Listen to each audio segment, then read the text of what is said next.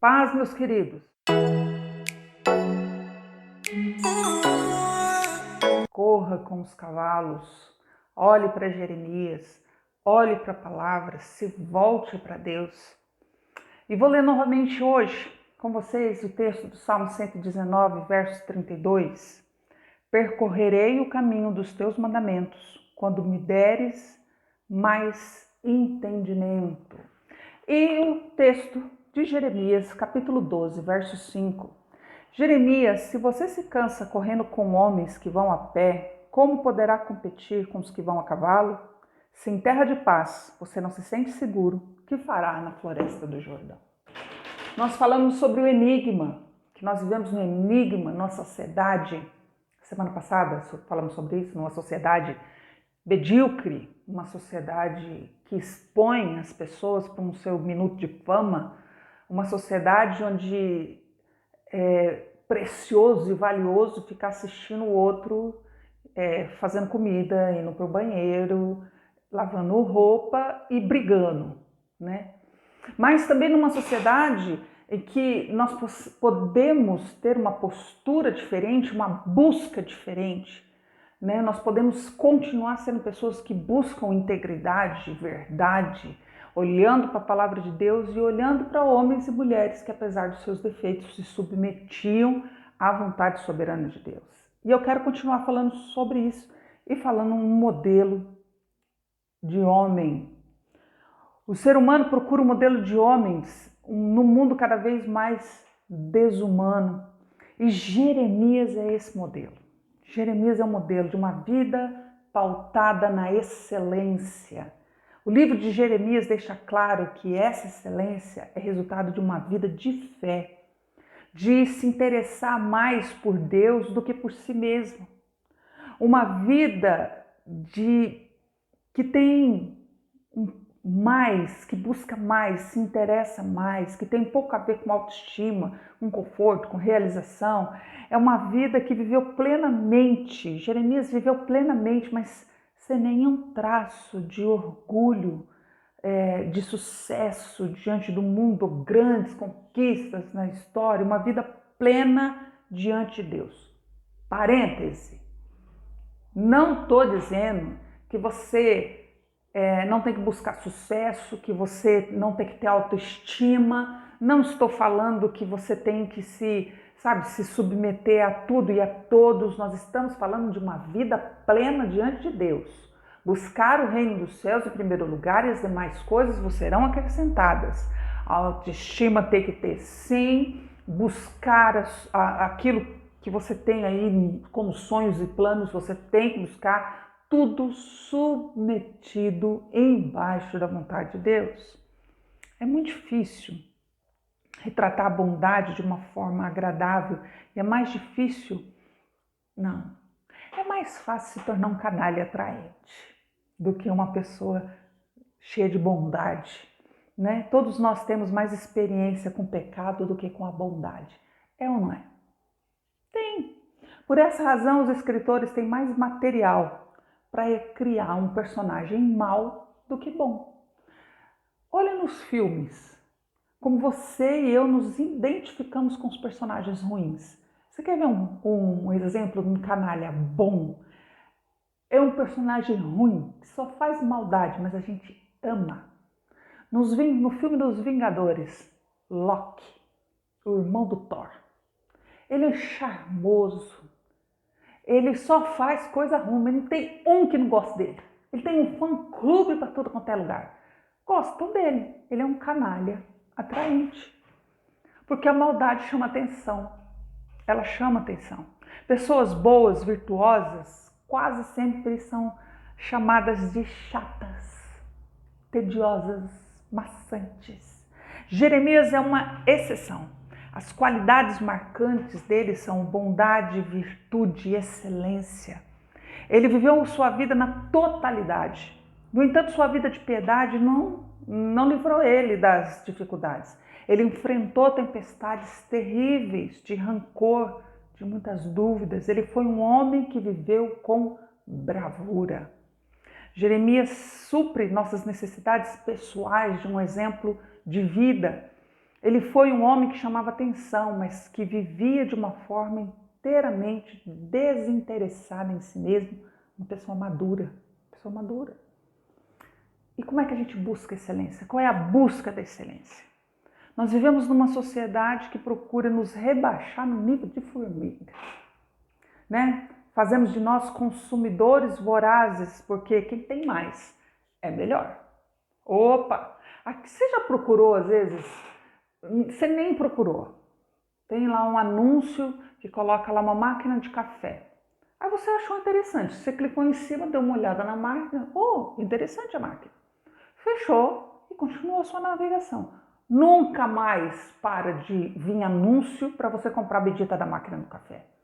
Porque a nossa sociedade faz de nós consumistas. Porque quem tem mais é melhor. Quem tem mais se sobressai.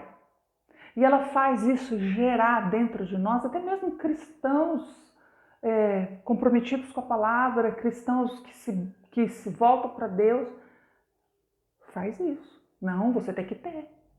E você tem que ter melhor do que o vizinho. E às vezes não é nem o vizinho, você tem que ter melhor do que seu irmão, do que sua cunhada. Você tem que ser melhor. E é isso que nós somos chamados a viver quando a gente fala de excelência, que é viver na contramão disso. Jeremias andou na contramão, ele foi um ser humano de visão ampla, saudável, maduro, que viveu pela fé. Nós vamos aí falar, refletir nas próximas semanas sobre a vida de Jeremias, focando aí o seu valor pastoral, pessoal, e aplicando o ensinamento da vida dele no nosso dia a dia. Conhecemos mais sobre a vida de Jeremias do que qualquer outro profeta. Quando Jesus perguntou aos discípulos quem o povo afirmava ser o filho do homem, Jeremias foi um dos nomes mencionados. Você pode ver isso em Marcos 16:14. Isso é muito significativo. Nós vamos perceber no decorrer dessa caminhada com Jeremias que a única maneira de vivermos o máximo do nosso potencial é por intermédio de uma fé enraizada em Deus. Todos precisamos ser exortados a dar o nosso melhor. Temos que ser conscientizados de nossos hábitos que são moralmente duvidosos, ser admoestado, pegar aqui na orelha para abandonar atividades insignificantes, triviais, que tomam nosso precioso tempo. E vamos competir com os cavalos. Todos nós corremos um grande perigo: morrer antes de morrer. Desistir da vida antes da morte física chegar. Parar de viver e apenas esperar a morte, sentindo pena de nós mesmos. Há um episódio memorável na vida de Jeremias que nos mostra quando esmagado ali pela oposição, mergulhado num poço de autopiedade, ele esteve ali ao ponto de se entregar a uma morte prematura. Jeremias estava ao ponto de abandonar seu chamado divino e ser apenas mais um em Jerusalém. E naquele momento crítico, naquele momento, o profeta ouviu essa admoestação que nós lemos no início. Se você se cansa de correr com os que vão a pé, como é que você vai competir com aqueles que vão a cavalo? Sim, se você não se sente seguro, terra de paz, o que é que você vai fazer na floresta do Jordão?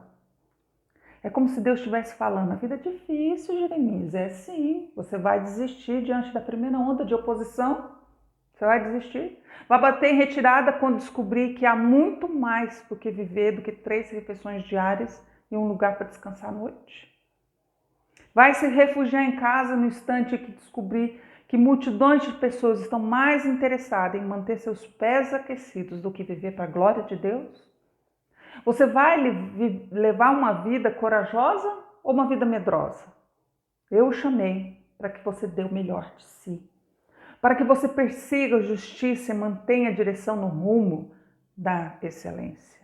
É muito mais fácil, como você sabe, ser um neurótico. É muito mais fácil simplesmente viver como um parasita. É menos complicado relaxar e se deixar levar pelos braços da maioria. É mais fácil, porém não é o melhor. Não é. Nem mais importante ou compensador. Eu chamei para uma vida de propósito. Muito mais importante ou compensador. Eu chamei para uma vida de propósito. Mais uma vez eu repito.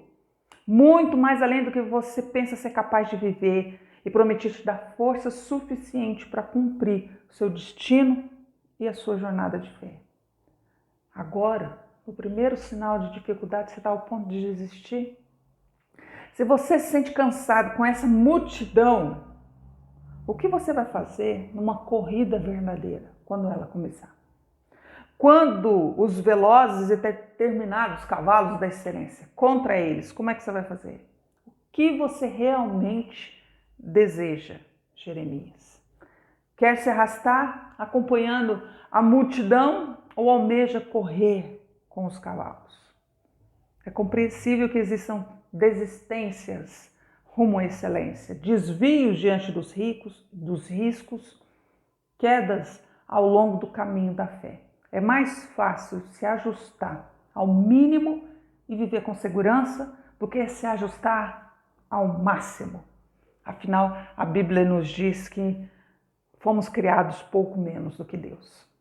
Tenho certeza de que Jeremias pensou muito bem antes de responder ao questionamento de Deus. Ele não era mais jovenzinho, levado ali pelas emoções. Ele vivia numa cidade corrupta, imoral, sem amor pelas pessoas e muito menos por Deus. Ele não deu uma resposta verbalmente, mas por meio de toda a sua biografia, está lá a resposta. Eu correrei com os cavalos. E você? Não responda imediatamente. Não responda não. Nós vamos mergulhar nesse tema, na vida e no exemplo de Jeremias. E depois a gente responde ao Senhor.